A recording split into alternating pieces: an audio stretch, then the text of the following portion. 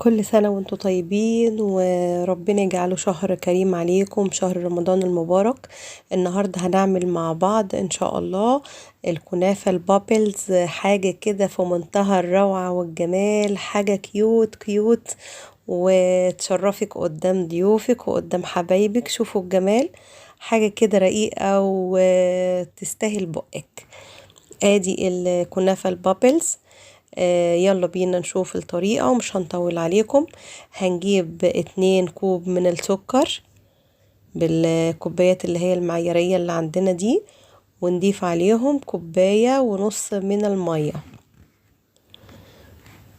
ادي كوباية وادي النص. لو انتي اول مرة بتشوفي القناة بتاعتي، انا اسمي اميرة المسلماني، وان شاء الله يا رب كل اللي بقدمه يكون بيعجبكم. جبت ظرفة من الفانيليا ونص ليمونة، ومن غير تقليب ومن غير حاجة هنحطهم على النار لمدة 10 دقايق. ده نص كيلو كنافة انا كنت حطاه في الفريزر، علشان طبعا لما تيجي تكسريها او تفتفتيها بالشكل ده تبقى سهلة في تقطيعها وما تاخدش معاكي وقت خالص. انا قطعتها كده ما اخدتش وقت، زي ما انتوا شايفين بتتقطع وسهلة جدا جدا. شوفوا بقى بالشكل اللي انتوا شايفينه ده. هنجيب نص كوباية من السكر البودر، او لو مش عايزاها مسكرة قوي يبقى ربع كوباية. بس السكر البودر بيمسكها وبيخليها متماسكة وجميلة جدا، وبتسهل عليكي كمان وانتي بتكبسيها بالشكل اللي انا هتشوفيه دلوقتي ده.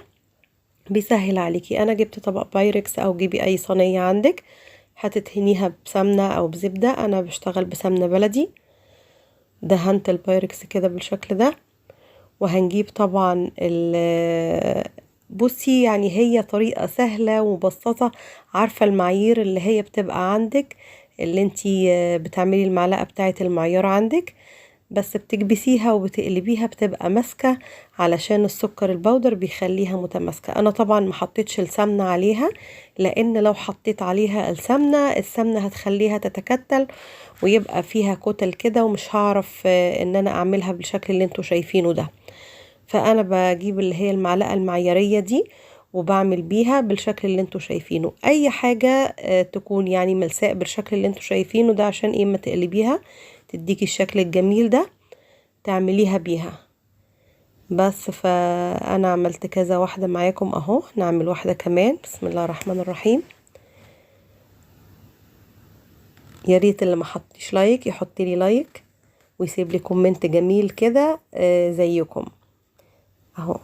طريقة سهلة ومبسطة جدا جدا جدا، ومش هتاخد وقت خالص خالص، وهتطلع كده ايه بالشكل الجميل العسول اللي انتوا شايفينه ده. شوفي ما شاء الله شكلها حلو جدا جدا. تبقى كده حاجة جميلة كده على قد بقك.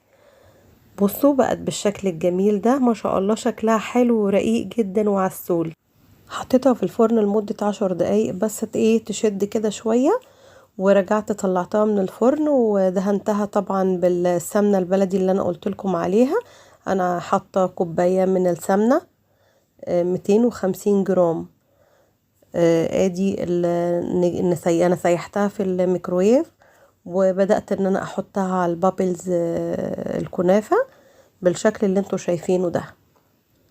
طبعا عايزة تكتري سمنة، عايزة تقليلي سمنة على حسب اللي انتي عايزاه، بس انا حطيت 250 جرام من السمنة. طبعا ده القطر او الشربات بتاعنا بعد ما غليته 10 دقايق على النار بقى بالشكل اللي انتوا شايفينه ده. ادي البابلز الكنافة شكله جميل جدا جدا. طبعا القطر عندي او الشربات بارد طبعا، والكنافة سخنة لسه طالعة من الفرن زي ما انتوا شايفينها كده بالشكل الجميل ده.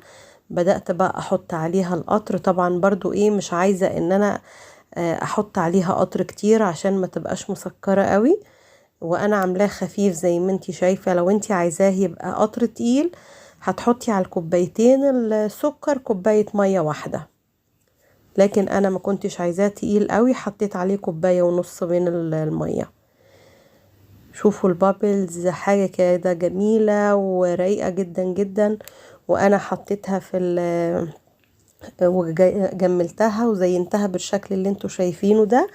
نحط عندنا اي مكسرات، اي حاجة انتي عايزة تحطيها، تحطي جوز هند، تحطي سوداني.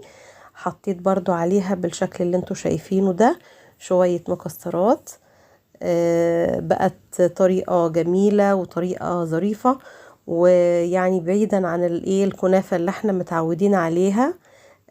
قلت النهاردة نغير كده ونعمل حاجة رقيقة وبسيطة ومش مكلفة ولا محشية ولا اي حاجة، هي بالشكل الجميل العسول اللي انتوا شايفينه ده.